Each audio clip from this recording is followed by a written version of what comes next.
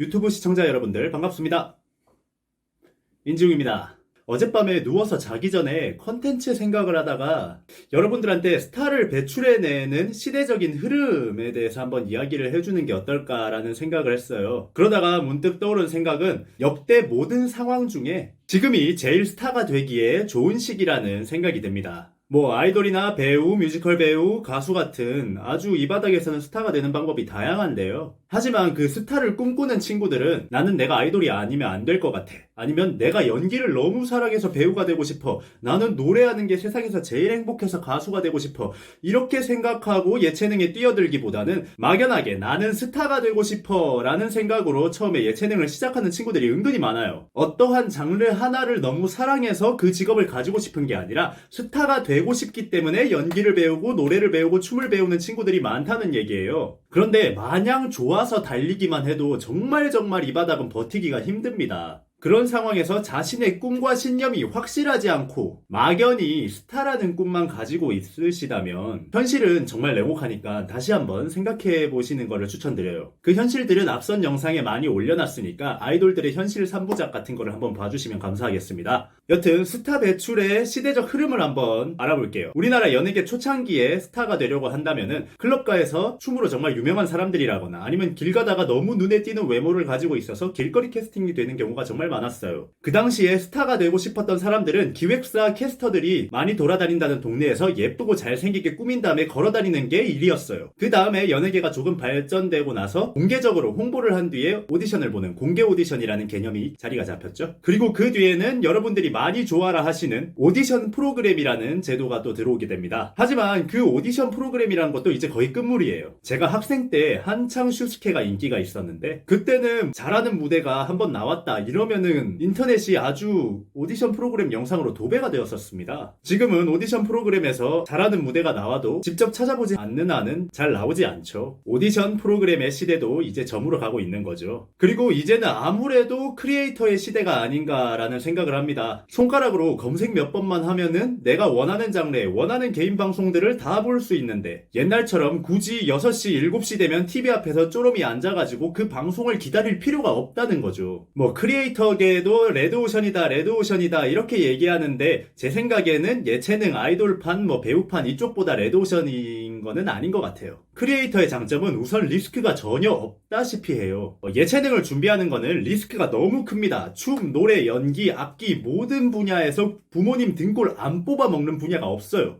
거기다가 어린 시절을 모두 다 투자해야 되죠. 그리고 예체능 학과는 학비도 오지게 비싸요. 뭐 여러분들이 많이 아시는 서울예대 같은 경우는 한 학기에 학비가 많이 나오는 학과는 7,800이 넘어가니까 돈이 없으면 청소년들 사이에서 정말 최고의 실력을 가졌다고 해서 서울예대에 붙어도 갈 수가 없는 겁니다. 그렇게 학창시절 때부터 10년 넘게 뭐 20대 중반까지 예체능에 다 때려 박았는데 성공하지 못하면 나와서 할 것도 없어요. 예체능 쪽에서 연세대 고려대급의 대학을 나와서 뜨지 못하면은 할 게 없다는 겁니다. 뭐 좋은 대학 나왔으면 나와서 강사하면 되지 않냐라고 이야기하는데 이제는 강사 자리도 별로 없어요. 딱 지금 제 나이 때 또래가 강사를 정말 많이 뛰고 있는 나이인데 저희 세대가 베이비붐 세대고 지금 저의 학생들이 다 인구 절벽 세대죠. 제가 재능 기부로 초등학교, 중학교 돌면서 예체능 하는 친구들 진로 상담도 해주고 그렇게 합니다. 부산시 명예교사 자격도 있어요. 그런데 학교를 다녀보면은 애들은 점점 없어지고 강사는 점점 늘어나요. 초등학교가 3개 있던 지역이 애들이 없어가지고 3개가 하나로 통합되고 그 하나로 통합된 초등학교에 가도 한 학년에 한 4개 반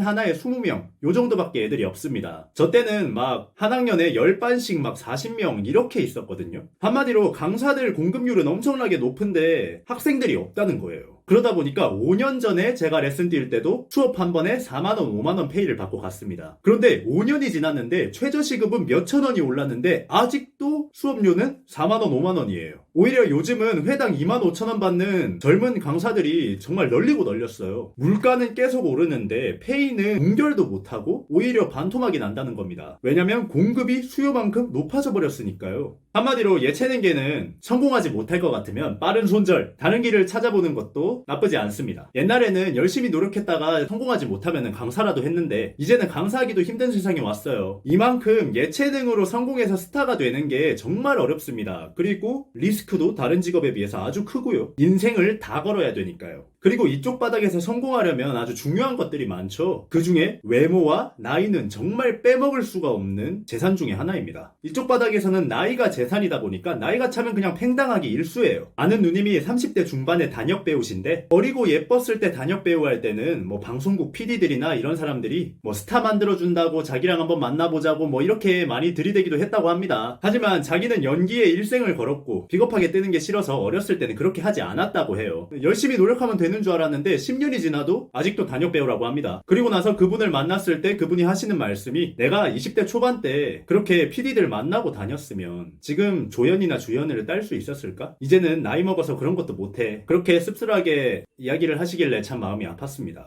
여튼 이렇게 예체능에서는 성공하려면 조건도 너무 많고 그런다고 다 성공하는 것도 아니고 리스크가 아주 크다는 거죠. 하지만 크리에이터는 그거에 비해서 리스크가 너무너무 적습니다. 왜냐? 인맥이 필요 없는 개인 방송이니까요. 거기다가 인생을 걸지 않아도 됩니다. 크리에이터 준비, 유튜브 보고 책 보고 영상 편집 일주일만 공부하면은 기본적인 영상 편집 다 할 수 있고요. 한 달만 제대로 배우면은 충분히 개인 방송 돌릴 만큼 편집 다 합니다. 그 뒤로는 그냥 본인의 능력과 컨텐츠 싸움이죠. 내가 능력하고 배짱만 있으면 다 할 수 있다는 소리입니다. 그리고 조금 서툴더라도 꾸준하기만 한다면 구독자는 쌓이면 쌓였지 절대로 떨어지진 않아요. 연예인 준비는 10년, 20년씩 하면서 왜 유튜브는 10년 할 생각을 못 할까요? 유튜브 방송 10년 해보세요. 그러면은 유튜브가 망하고 다른 게 생겨도 여러분들의 방송을 보는 사람들이 있을 겁니다. 그리고 유튜브만 10년 한 사람의 방송이 과연 재미가 없을까요? 절대 재미없지 않을걸요? 구독자 10만 명, 100만 명 가능합니다. 그러면서 내 본업도 가질 수 있어요. 연예인들처럼 미친 듯이 소속사 먹여 살리려고 정말 떼굴떼굴 구르지 않아도 된다는 겁니다. 그리고 열심히 하니까 광고비도 나와요. 스타가 되려고 몇 년을 부모님 등골 뽑아먹고 돈이 없어서 못하고 이런 게 아니라 컴퓨터와 스마트폰만 있으면 누구나 다 할 수 있죠. 처음 몇 달간은 아무리 올려도 뭐 하루에 조회수 10도 안 올라가고 답답하고 재미없을 수도 있어요. 그런데 예체능 대학 입시는 학교까지 일찍 마치면서 하루에 12시간씩 학원 가가지고 연습하고 몇 년씩 준비를 하면서 왜 유튜브는 하루아침에 잘 되길 바라는 걸까요? 하루아침에 빵 뜨기를 바라는 걸까요? 그저 스타를 준비한다는 마음으로 그냥 내가 본업이 있다면 취미로 꾸준하게만 영상을 만들어낸다면 어느 순간 누군가는 나를 봐주고 있습니다. 저는 유튜브 시작한 지 이제 2달이 조금 넘었어요. 처음에는 심심해서 취미로 시작했어요. 그런데 어느 순간 제가 말하는 거를 몇만 명, 몇십만 명의 사람이 들어주고 있더라고요. 제가 강연을 나가도 30명의 사람한테 제 의견을 전달하기가 정말 어렵습니다. 그런데 유튜브에서는 영상 하나 올리면은 몇만 명이 봐줘요. 나이도 중요하지 않고요. 컨텐츠도 중요하지 않고요. 여러분의 직업이 뭔지도 중요하지 않습니다. 본업이 건설 현장직이라서 건설 현장에 있는 아저씨들과 재밌었던 썰 푸는 사람들도 있고요. 인테리어 타일 붙이는 법 강의하는 유튜버도 있습니다. 정말 이런 거 올려도 괜찮나? 싶을 정도의 컨텐츠라도 대한민국 5천만 국민 중에 누군가는 당신이 만들어낸 이야기를 궁금해하고 있는 사람이 있을 수 있다는 거예요. 제가 아는 동생은 얼마 전에 유튜브를 시작하겠다고 하는데 어떤 컨텐츠 할래? 하고 물어보니까 맛담배 컨텐츠를 한답니다. 혼자 밥 먹는 사람들을 위해서 먹방이 나온 것처럼 혼자 담배 피는 사람들을 위해서 영상에서나마 같이 맛담배를 피고 대화를 해주겠다는 거예요. 영상을 틀면은 혼자서 앞에서 담배만 피면서 주저리 자기 얘기합니다. 물론 아직 보는 사람은 얼마 없지만 저는 그 친구 보고 정말로는 천재다라고 얘기했어요. 먹방도 처음에는 이거 누가 봐 이랬어요. 처음에 먹방이라는 거는 엄청나게 많은 음식을 빠르게 먹는 묘기 같은 거였어요. 하지만 지금은 혼밥하는 사람들을 위해서 천천히 밥을 먹으면서 같이 얘기해주는 게 먹방이라는 인식이 박힌 사람들이 많죠. 배짱과 아이디어만 있다면 뭘 하든지 간에 어떻게 내가 만든 아이디어가 센세이션을 일으킬지 모르는 곳이라는 겁니다. 지금까지 스타 되는 거는 정말 도박판이었어요. 실력도 노력도 운도 너무너무 중요하고 중요한 상황이 왔다면 양심까지 팔아야 될지도 모릅니다. 하지만 크리에이터라는 건 스타가 되려는 노력을 반만 꾸준히 한다면 대스타는 아니더라도 사람들이 알아봐주는 채널까지는 무조건 만들 수 있다고 생각합니다. 예체능 쪽에는 정말 다양한 직업이 있죠. 하지만 어떤 걸 하던 간에 험한 꼴을 한 번은 보실 겁니다. 그게 정말 좋아서 하는 게 아니라 막연하게 스타가 되기 위해서 예체능을 선택하신 거라면은 너무 큰 리스크를 감당하시지 말고 이렇게 세상이 만들어준 안전한 방법을 선택해보는 것도 어떨까 싶네요. 스타 되기 딱 좋은 세상이 왔습니다. 믿져야 본전이니까 한번 시작해보세요. 지금까지 인중이었습니다. 감사합니다.